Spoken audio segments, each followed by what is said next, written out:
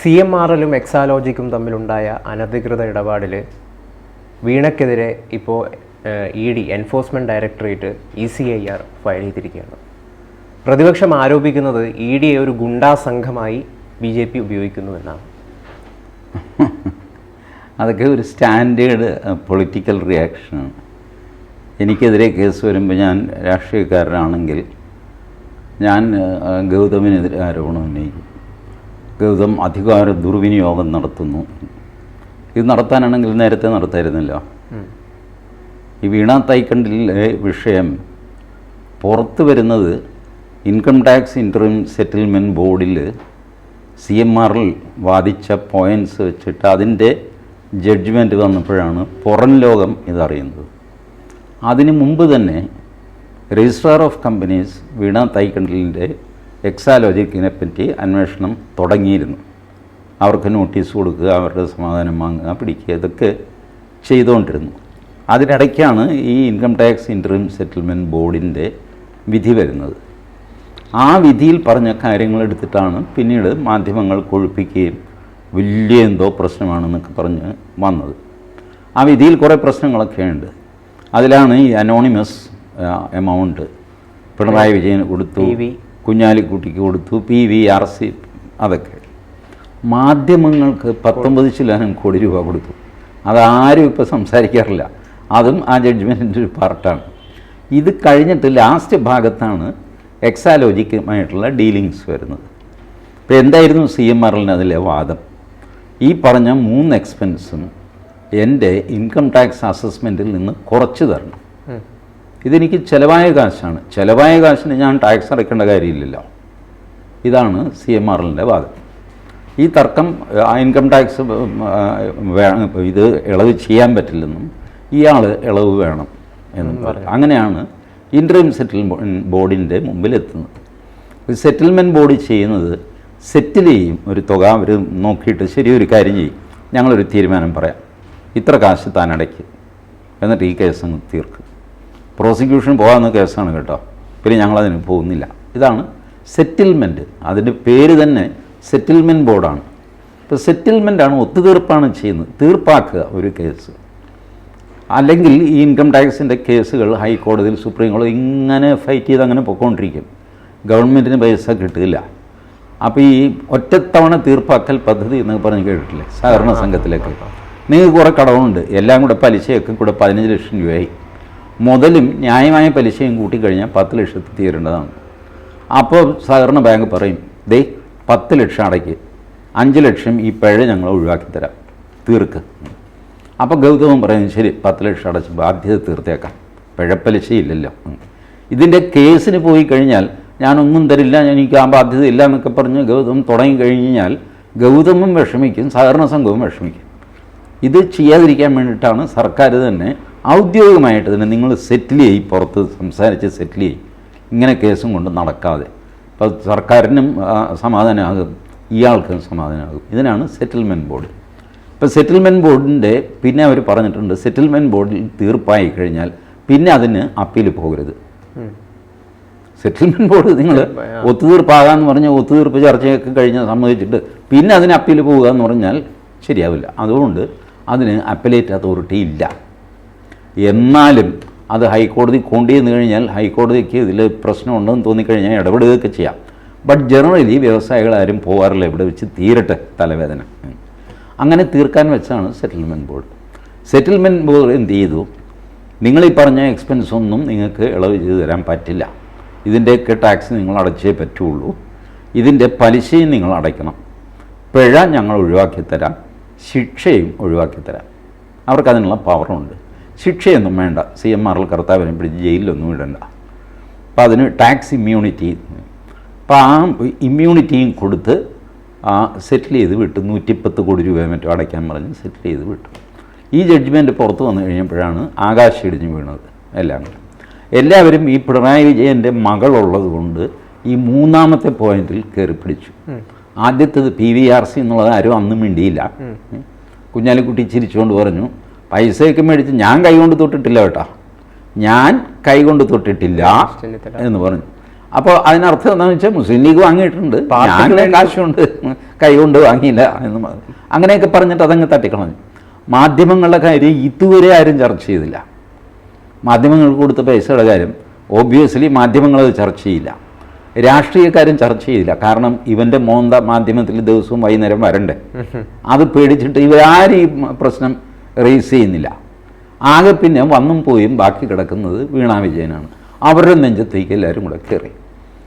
ഇത് registrar of companies അവർ 2021 തുടങ്ങിയ അന്വേഷണമാണ്. ആ അന്വേഷണം മുന്നോട്ട് പോയിട്ട് അവർ SFIOയ്ക്ക് ഈ അന്വേഷണം കൈമാറണമെന്ന് സീരിയസ് ഫ്രോഡ് ഇൻവെസ്റ്റിഗേഷൻ. അപ്പോൾ അവർക്ക് ഉള്ള ഇവരുടെ അന്വേഷണം ബേസിക്കലി സെയിമാണ്, രജിസ്ട്രാറുടെ ആണെങ്കിലും SFIയുടെ ആണെങ്കിലും. പക്ഷേ SFIക്ക് പവർ കൂടുതലുണ്ട്.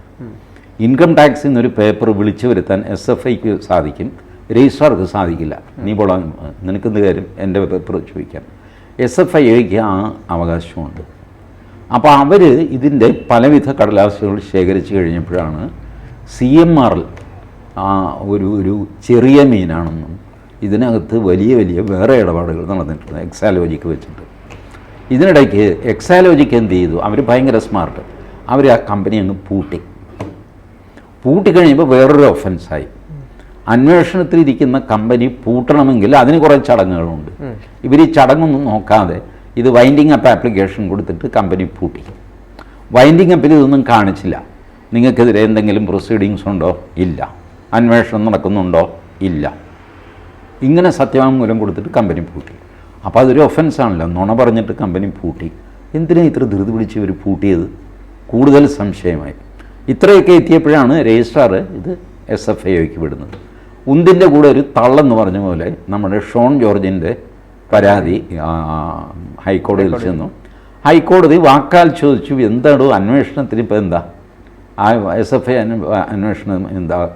ഇപ്പോൾ കേന്ദ്ര സർക്കാർ പറഞ്ഞു ഞങ്ങൾക്ക് 2 weeks സമയം വേണമെന്ന് പറഞ്ഞു. 3rd day കേന്ദ്ര സർക്കാരിൻ്റെ നോട്ടിഫിക്കേഷൻ SFIക്ക് വിട്ടു എന്ന് പറഞ്ഞു. അപ്പോൾ ഇവിടെ കൊടുത്ത കേസ് ഇൻഫ്രക്ച്വസ് ആയി. ഷോൺ ജോർജ് അത് CBI കൂടെ അന്വേഷിക്കണം എന്ന് പറഞ്ഞിട്ട് കേസ് ലൈവാക്കി നിർത്തി. കാരണം നിങ്ങൾ SFIO ചോദിച്ചു, SFIO തന്നു, കഴിഞ്ഞില്ലേ കേസ് എന്ന് വന്ന് അത് ഷൂ ആയിട്ട് പോകും. അതുകൊണ്ട് ബുദ്ധിമാനായ ഷോൺ ജോർജ് CBI അന്വേഷണം കൂടെ വേണമെന്ന് പറഞ്ഞിട്ട് അഡീഷണൽ പെറ്റീഷൻ കൊടുക്കുകയോ മറ്റോ ചെയ്തു. അതവിടെ നിൽക്കുന്നു, CBI അന്വേഷണം തുടങ്ങിയിട്ടില്ല. ഈ SFIO അന്വേഷണത്തിൽ ഇതിൽ മറ്റ് ഡീലിങ്സ് എക്സാലോജിക്കിൻ്റെ നടന്നിട്ടുണ്ടെന്ന് കണ്ടപ്പോഴാണ് SFIOക്കാർ EDയെ അറിയിക്കുന്നത്. ഇത് മണി ലോണ്ടറിങ്ങിൻ്റെ പരിധിയിൽ വരുന്നു.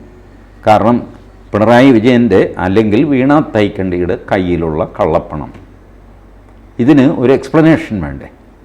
അപ്പോൾ അതിന് വേണ്ടിയിട്ടാണ് ഈ കമ്പനികൾ വേണ്ടിയിട്ട് പ്രത്യേകിച്ച് സേവനമൊന്നും കൊടുക്കാതെ കോൺട്രാക്റ്റ് എടുത്തു. കോൺട്രാക്റ്റിൽ നിന്നുള്ള വരുമാനമാണ് ഈ പൈസ എന്ന് പറഞ്ഞ് കാണിക്കുക. അപ്പോൾ ഇപ്പോൾ ഇവർക്ക് സംശയമുണ്ട്, ഈ CMRL കർത്താവിൻ്റെ കയ്യിൽ നിന്ന് വാങ്ങിയ 1.72 crores അത് ആക്ച്വലി വാങ്ങിയതാണോ അതോ വാങ്ങിയെന്ന് പറഞ്ഞ് എഴുതിയതാണോ? ശരിക്കും ട്രാൻസാക്ഷൻ നടന്നിട്ടുണ്ടോ? നടന്നിട്ടുണ്ട്, ബാങ്കരെയൊക്കെ ഉണ്ട്. അങ്ങനെയാണെങ്കിൽ ഇത് ഈ CMRL ഇവർക്ക് കൊടുക്കാനുള്ള ബാധ്യത എന്താണ്? CMRL അല്ലാതെ മറ്റ് കമ്പനികളുടെ പേര് പുറത്തു വന്നിട്ടില്ല ഇതുവരെ. കമ്പനികളുണ്ട്, ഉണ്ട്. അതുകൊണ്ടാണ് ED ഇടപെട്ടിരിക്കുന്നത്. അല്ല ഒരു CMRLൻ്റെ കേസിൽ മാത്രമായിട്ട് നേരത്തെ അറിയാവുന്നതല്ലേ, നേരത്തെ ഇടപെടേണ്ടതാണല്ല. അത് ഇടപെടാതെ ഇപ്പോൾ ഇടപെട്ടിരിക്കുന്നത് ഇത് ഈ CMRL വെറും മഞ്ഞുകട്ടയുടെ ഒരു അഗ്രം മാത്രമാണ്. അതിനടിയിൽ വേറെയും ഒരുപാട് കമ്പനികൾ, ഒരുപക്ഷെ ഉള്ളതോ ഇല്ലാത്തതോ ആയ കമ്പനികൾ ഉണ്ട്. അപ്പോൾ അത് ECIR റിപ്പോർട്ട് ഞാൻ ഒരു maybe 3-4 days ECIR റിപ്പോർട്ട് ഞാൻ സംഘടിപ്പിക്കാം. അതിലൊരു പക്ഷേ എന്തെങ്കിലും ഇതിനെപ്പറ്റി വിവരം ഉണ്ടെങ്കിൽ നമുക്ക് പുറത്തു കൊണ്ടുവരാം. ഇപ്പോൾ ഇതൊരു ED കേസും കൂടെയാണ്. ഇതിൻ്റെ മറ്റത് പൊളിറ്റിക്കൽ പാർട്ടാണ് കേട്ടോ. എല്ലാവരും പറയുന്നതാണ് അത് രാഷ്ട്രീയ ലാക്കോടെ തെരഞ്ഞെടുപ്പ് അടുത്തപ്പോൾ. ഇത് ഈ തെരഞ്ഞെടുപ്പിന് മുമ്പ് ചെയ്താലുണ്ടല്ലോ, തെരഞ്ഞെടുപ്പ് വരുന്നതിന് മുമ്പ് ഞങ്ങളെ ചീത്തയാക്കാൻ വേണ്ടിയിട്ട് ചെയ്തു. തെരഞ്ഞെടുപ്പ് കഴിഞ്ഞ് ചെയ്താലോ? ഇപ്പോൾ തെരഞ്ഞെടുപ്പൊക്കെ കഴിഞ്ഞു, അങ്ങനെ സ്വസ്ഥനായി, അതുകൊണ്ട് ഇപ്പോൾ ഞങ്ങളെ ഉപദ്രവിക്കാൻ ഇറങ്ങിയിരിക്കുകയാണെന്ന് പറയും. ഏത് നിമിഷം എന്ത് ചെയ്തു കഴിഞ്ഞാലും രാഷ്ട്രീയ ആരോപണം കൊണ്ടുവരാം. ഇപ്പോൾ രാഷ്ട്രീയ ആരോപണം വിടുക, അതിന് ഇപ്പോൾ അതിൻ്റെ ഒരു പ്രത്യേക അടുക്കും ചിട്ടയും ഉണ്ട്, ശ്രദ്ധിച്ചിട്ടില്ലേ? എം വി ഗോവിന്ദൻ പറയുന്നത്, ഇ പി ജയരാജൻ പറയുന്നത്, ഇപ്പുറത്ത് വി മുരളീധരൻ പറയുന്നത്, ഇവരൊക്കെ പറയുന്നത് നമുക്കറിയാം, ഇയാൾ ഇന്നതാണ് പറയാൻ പോകുന്നത് നമുക്കറിയാം. അതങ്ങനെ നടന്നുകൊണ്ടിരിക്കും പൊളിറ്റിക്സ്. ഇതൊന്നും ഇവരെ ബാധിക്കുന്ന കാര്യമൊന്നുമല്ല. പക്ഷേ ഇതിന് ഇടയാക്കുന്നത് BJP തന്നെയല്ലേ ഇത്തരം ആരോപണങ്ങൾ ഇവരെ ഉന്നയിക്കുന്നത്? കാരണം നമ്മൾ ഇലക്ട്രോൾ ബോണ്ടിൻ്റെ വിഷയം എടുക്കുകയാണെങ്കിൽ EDയുടെ അന്വേഷണ പരിധിയിൽ വന്ന പല കമ്പനികളും വലിയ തുക പൈസ കൈമാറിയതിന് ശേഷം ഇവർക്കെതിരെ കേസില്ലാത്ത സ്ഥിതിയായിട്ടുണ്ട്. കേസില്ലാത്ത സ്ഥിതിയായിട്ടില്ല. നിങ്ങൾ ഇലക്ട്രൽ ബോണ്ടുമായിട്ട് ഇതിനെ കൂട്ടിക്കുഴയ്ക്കുകയാണ്. ഞാൻ പറയട്ടെ, ഇപ്പോൾ മമതാ ബാനർജിയുടെ TMC അവർ കാശ് വാങ്ങി ഏത് കേസ് തീർക്കാനാണ്? വേണമെങ്കിൽ അവിടെ ഏതെങ്കിലും കേസ് കണ്ടുപിടിക്കാം. ഇതിൽപ്പെട്ട ഈ കമ്പനികളുടെ പേരിൽ ഒരുപാട് കേസുകളുണ്ടാകും. ഇപ്പോൾ ഈ ED കേസ് ഉണ്ടായി എന്ന് പറഞ്ഞ് പരിഭ്രമിക്കേണ്ട കാര്യമൊന്നുമില്ല. ഇൻകം ടാക്സിൻ്റെ കേസില്ലാത്ത എത്ര കമ്പനികളുണ്ട്? ഇൻകം ടാക്സ് അസ്ട്രോണമിക്കൽ സം അവർ ചോദിക്കും. ഞാനൊരു കമ്പനി നടത്തിയതാണ്. അന്യായ ചോദ്യം ചോദിക്കുക അവർ. ചോദ്യം എന്ന് വെച്ചാൽ ആവശ്യപ്പെടും, നോട്ടീസായി നിങ്ങളുടെ കമ്പനി 43 കോടി രൂപ 5 ദിവസത്തിനകം അടയ്ക്കണം, അതിൻ്റെ കണക്കിന്നതാണെന്ന് പറഞ്ഞിട്ട് ഒരു കണക്ക് തന്നിട്ട് നമുക്ക് നോട്ടീസ് തരും. പിന്നെ നമ്മളുടെയും നമ്മുടെ ഓഡിറ്ററിൻ്റെയും പണിയാണ് ഇതിങ്ങനെയല്ല ഇങ്ങനെയല്ല കൂട്ടേണ്ടത്, ഇത് ഈ വകുപ്പിലാണെന്ന് പറഞ്ഞിട്ട് തർക്കിച്ച് പിടിച്ച് ഒരു 5-6 മാസത്തെ ഹരാസ്മെൻ്റാണ്. ഇൻകം ടാക്സ് ഒരു നിസ്സാര സംഗതിയല്ല. എല്ലാ മുതലാളിമാരുടെ പേരിൽ എല്ലാ ബിസിനസ്സുകാർക്കും ഇൻകം ടാക്സിൻ്റെ നോട്ടീസ് ഉണ്ടാകും. ആ നോട്ടീസ് നമ്മൾ ക്ലിയർ എക്സ്പ്ലനേഷൻ കൊടുത്തില്ലെങ്കിൽ അത് ചിലപ്പോൾ ED കേസായിട്ട് മാറിയെന്ന് വരും. ഇതിൽ ഭയപ്പെടാനൊന്നുമില്ല. നിങ്ങളുടെ കൈകൾ ശുദ്ധമാണെങ്കിൽ നിങ്ങൾക്കൊന്നും ഭയപ്പെടാനില്ല. നിങ്ങൾ ഇലക്ട്രൽ ബോണ്ട് സുപ്രീം കോടതി റദ്ദാക്കുന്നത് വരെ ഇലക്ട്രൽ ബോണ്ട് നിയമവിധേയമായിരുന്നു. അപ്പോൾ എല്ലാ പാർട്ടിയും മേടിച്ചു, BJP മേടിച്ചു, TMC മേടിച്ചു, VRS മേടിച്ചു, DMK മേടിച്ചു, ഒക്കെ മേടിച്ചു. സാറേ, ഇപ്പോൾ കഴിഞ്ഞൊരു 10 വർഷത്തെ കാലയളവ് എടുക്കുകയാണെങ്കിൽ ഏകദേശം 120ഓളം രാഷ്ട്രീയ നേതാക്കൾക്കെതിരെ ED കേസെടുത്തിട്ടുണ്ട്. അതിൽ ഏകദേശം പകുതിയോളം ആളുകൾ BJP രാഷ്ട്രീയത്തെ എതിർക്കുന്നവരാണ്. അപ്പം അങ്ങനെ ഒരു സ്ഥിതി ഉണ്ടാകുമ്പോൾ സ്വാഭാവികമായിട്ടും ഈ ആരോപണം ശരിയല്ലേ? EDയെ കൊണ്ട് വേട്ടയാടുകയാണ്. എന്താ ചെയ്യേണ്ടത്? BJP ഭരണത്തിലിരിക്കുമ്പോൾ എതിരാളികളുടെ പേരിൽ ഒരു കേസും എടുത്തുകൂടാ. എടുക്കുകയാണെങ്കിൽ BJPയിലെ കള്ളന്മാരുടെ പേരിലുള്ള കേസ് മാത്രമേ എടുക്കണം. ഇതല്ലേ പറഞ്ഞു വരുന്നത്? അതും കൂടി വേണം. അല്ല, അതും കൂടെ വേണമെന്ന് പറഞ്ഞാൽ ആൾ വേണ്ടേ? നിങ്ങൾ ആളെ ചൂണ്ടിക്കാണിക്കുക, ഇതാ ഇന്ന ആൾ കള്ളനാണ്, ഇതാണ് തെളിവ്. എടുത്തിരിക്കും കേസ്. നിങ്ങളിപ്പോൾ 120ൽ പകുതി പേര് BJPയെ എതിർക്കുന്നവരാണ്, മറ്റേ പകുതി ആരാ?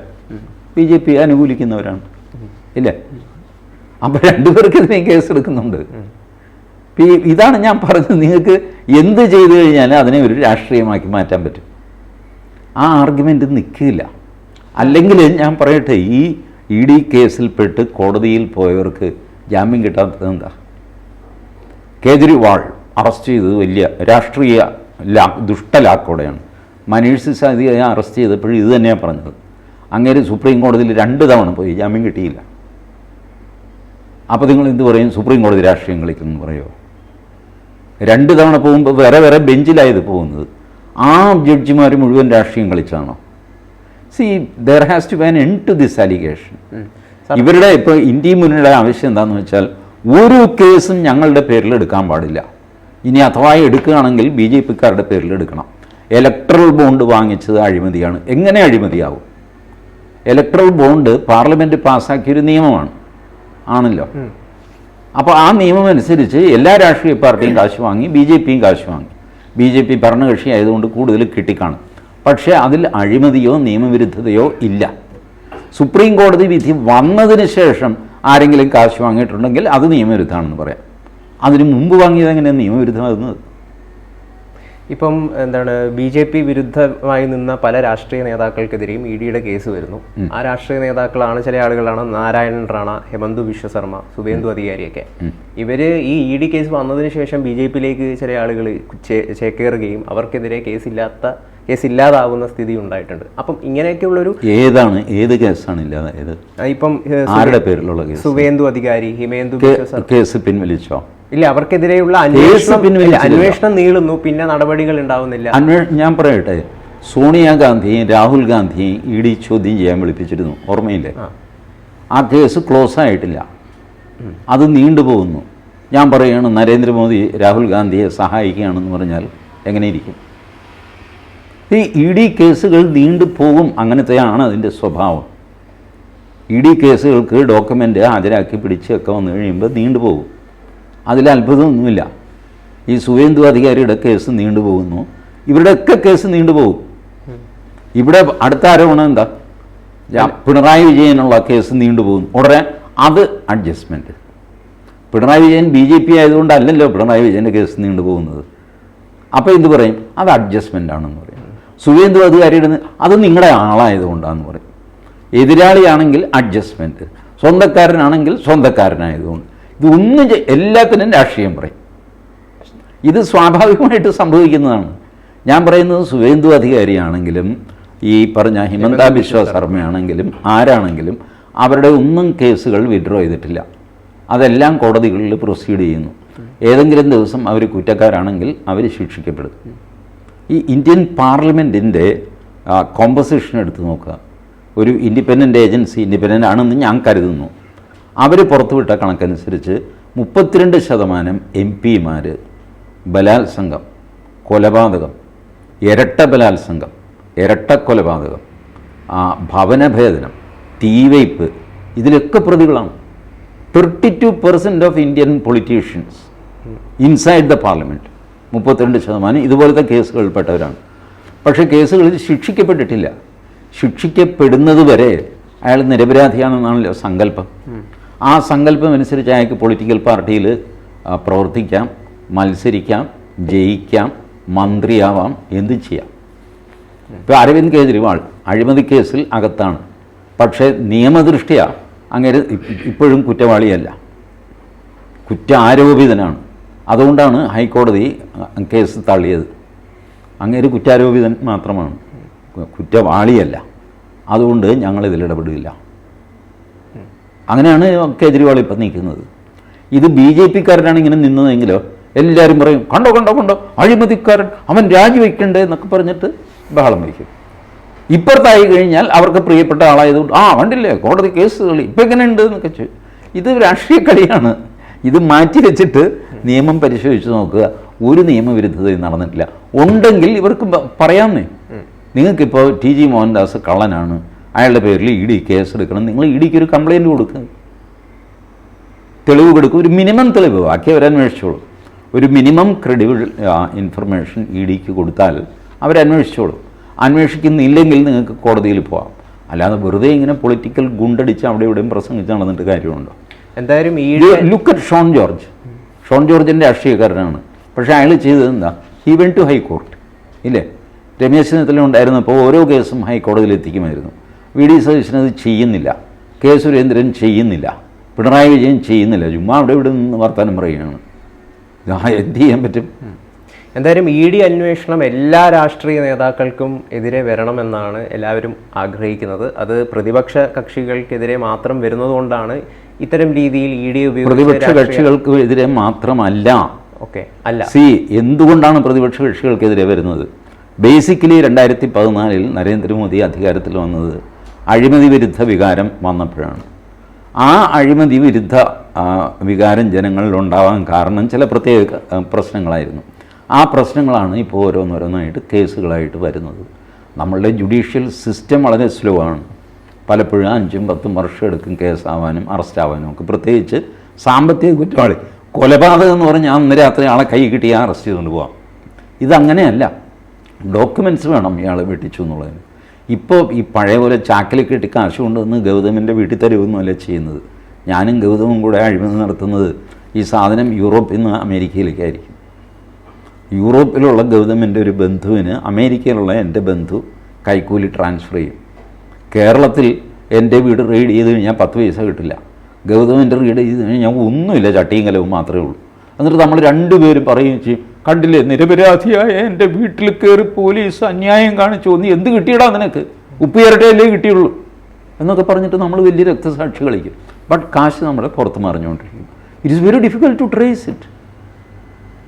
അതാണ് താമസിക്കുന്നത്. അതുകൊണ്ടാണ് എന്തായാലും കേരളത്തിൻ്റെ പൊതുസമ്പത്ത് കരിമണൽ കൊള്ളയടിക്കുന്ന നടപടി ശരിയല്ല. അത് എന്താണ് ഈ വിഷയത്തിലുള്ള യഥാർത്ഥ നിജസ്ഥിതി എന്ന് ജനങ്ങൾക്ക് അറിയാൻ താല്പര്യമുണ്ട്.